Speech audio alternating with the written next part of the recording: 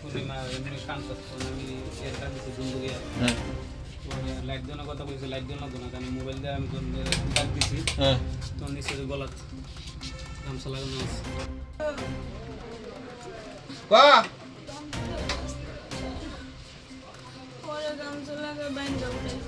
গামছা দিয়ে বাইন্দা উড়াইছে, কেমনে কিতা করছে, কেমনে মারছে, তা কেমনে কিতা দিয়ে মারছে?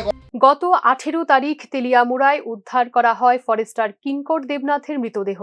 ঘটনার শুরু থেকেই কিঙ্কর দেবনাথকে পরিকল্পনা করে খুন করা হয়েছে বলে অভিযোগ করেছিলেন তার ভাই ও পরিবারের লোকজনেরা। দুদিন টানা তদন্ত করার পর এই খুনের মামলায় তার স্ত্রী পূর্ণিমা দেবনাথ ও বাড়ি নির্মাণের দায়িত্বপ্রাপ্ত প্রমোটার অমিত ঘোষকে গ্রেফতার করেছে তদন্তকারী পুলিশ।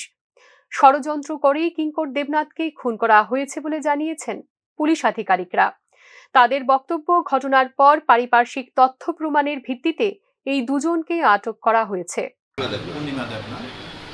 পূর্ণিমা দেবনাথ এবং কিঙ্কর দেবনাথের বন্ধুস্থানীয় প্লাস কিঙ্কর দেবনাথ যে নতুন যে বাড়িটা উনি তৈরি করছেন, সেই বাড়ি তৈরি করার জন্য যে প্রমোটরকে নিযুক্ত করেছেন অমিত ঘোষ, তো ওদের এই কেসটার ভেতরে ওদের কনস্পিরেসিটা আমাদের কাছে প্রকট হয়ে গেছে। পুলিশের হাতে আটক দুজনের কঠোর শাস্তি দাবি করছেন মৃত কিঙ্কর দেবনাথের ভাই।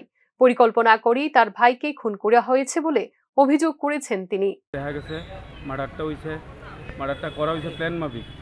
আমার ভাইয়ের বউই করছে আর আমার ভাইয়ের ঘরের কাজ করতেছে, এরা মিল্লা করছে মার্ডারটা।